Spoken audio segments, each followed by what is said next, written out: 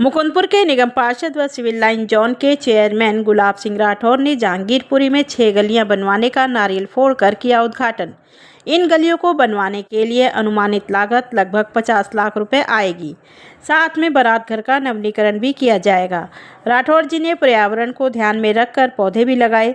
गुलाब सिंह राठौर ने क्षेत्रीय विधायक संजीव झा पर जमकर प्रहार किया और कहा कि 4 बार के विधायक क्षेत्र में पेयजल की व्यवस्था नहीं करवा पाते तो मैं खुद पेयजल की व्यवस्था करवाऊंगा और अधिकारियों का घेराव करूंगा। कि गली में पूरा पूछ लेना, एक दिन मीटिंग रख लेना, नालियों सहित बनवाना है तो मुझे बता देना, मैं नाली खोलना पड़ेगा, बनवा देंगे। बाद में कोई ऑब्जेक्शन ना हो। और अगर लग रहा है कि नहीं वो नहीं है तो हम सड़क को उठवा देंगे, बनवा देंगे। जो गली के लोग चाहेंगे हम ऐसा करवा देंगे। क्या है, क्या बजट है इसका?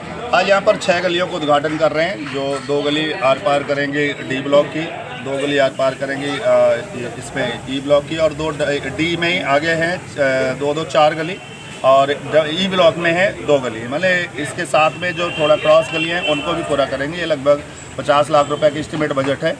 टेंडर कॉस्ट उस पर जो भी टेंडर की होती है उसके अनुसार है। और ये गलियां, मेरा एक उद्देश्य है कि जहांगीरपुरी के लोगों को विश्वास जागे कि भारतीय जनता पार्टी का कार्यकर्ता जब भी पार्षद बनता है, विधायक बनता है, सांसद बनता है तो उसकी नीयत होती है कि वहाँ के क्षेत्र का विकास करे, डेवलपमेंट करे। यहाँ पर जबकि देखने में आ रहा है कि पानी पीने की समस्या ज़्यादा दिखाई दे रही, सब जगह लोगों की ये बात आ रही है। तो मैंने आग्रह किया है और मैं आपके चैनल के माध्यम से माननीय विधायक महोदय श्रीमान संजीव झा जी से भी आग्रह करता हूँ कि आप भी 4 बार से यहाँ के विधायक बने हैं, प्लीज़ आप आकर के इनकी चिंता करो। आपके कार्यकर्ता कि आपको बताते नहीं है कि यहाँ के लोग पीने के पानी के लिए परेशान हो रहे हैं, यहाँ परेशानी बढ़ रही है। आप पहली बार नहीं है, आप चौथी बार विधायक है तो स्वाभाविक है आपने कुछ योजना जहांगीरपुरी के लिए बनाया होगा, क्षेत्र के लिए बनाया होगा, तो पीने का पानी उनको मिलना चाहिए। और अगर नहीं कर सकते हैं तो फिर वो मना करें तो मैं जनता के साथ उठ करके फिर अधिकारियों का घेराव करता हूँ, फिर मेरे हाथ में आ जाएगा। लेकिन हम चाहते हैं कि एक व्यवहारिकता के साथ लोगों के हितों में काम हो। मैं आज यहाँ पर इन 6 गलियों का भी उद्घाटन कर रहा हूँ। साथ में यहाँ पर बारात घर पिछले टाइम खंडर कर दिया गया तो उसका मैं नवीनीकरण करा रहा हूँ, उसका भी अभी लोकार्पण करेंगे। वहाँ पर अभी हम लोग जाएंगे। यहाँ पर पार्कों में ब्रेंचों की कमी तो उसको लगाया, और कुछ ही दिन के अंदर यहाँ पर पहले भी मैंने 8 हाई मास्ट लाइट लगाएँ और फिर मैं अभी 8 हाई मास्ट लाइट और लगाने जा रहा हूँ।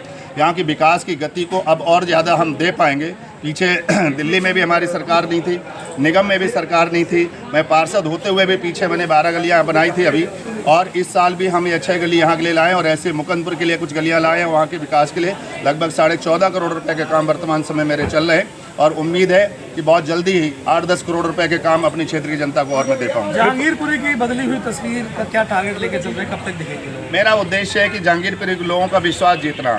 हाँ, उनको तो मैं संतुष्ट नहीं कर पाऊंगा जो मानसिक रूप से संतुष्ट नहीं होना चाहते, लेकिन मेरी उम्मीद है कि मैं यहाँ के पार्कों को भी इस साल में बेहतर बना पाऊंगा, क्योंकि अब हमारे मन की सरकार है और हमारा निगम हमारे हाथ में है। ट्रिपल इंजन की सरकार का क्षेत्र के विकास कार्यों में कितना बेनिफिट मिलेगा? ट्रिपल इंजन का सरकार ऐसे होता है जिस घर के 3 बच्चे एक साथ कमाकर घर में लाने लग जाएं तो समझ लीजिए उस घर का उद्धार और उत्थान हो जाता है। सेम इसी तरह से जब ऊपर से नीचे सरकार होती है, हमारी मांगों को सुनने वाला कोई ऊपर अगर बैठा है तो हम ज़्यादा से ज़्यादा अपने क्षेत्र के लोगों को विकास कराने के लिए वहाँ पर संसाधन उपलब्ध करा पाएंगे और उन्हें करा पाएंगे। और इसीलिए कह रहा हूँ अभी 2.5 साल बाकी, मेरा 2.5 साल मात्र हुआ है, और 2.5 साल में अगर हमने यहाँ पर 20 गलियाँ बनाने का अपना टारगेट पूरा करने जा रहे हैं तो मैं उम्मीद करता हूँ कि और पता कर सकता हूँ कि पिछले 4 बार से माननीय विधायक जी कुल कितनी गलियाँ बनाएंगे, क्या बताएंगे? क्या यहाँ पर पहले भी एक पार्षद रहे जो यहीं के स्थानीय थे, पूरे 5 साल में बताएंगे कितनी गलियाँ उन्होंने बनाई थी। मैंने यहाँ पर एलबी पॉइंट जितने भी उन सब का रिपेयरिंग पॉइंट के लिए 20 एलबी पॉइंट का टेंडर कराया हुआ ताकि सारे एलबी पॉइंट छोटे पार्क ठीक हो जाएँ।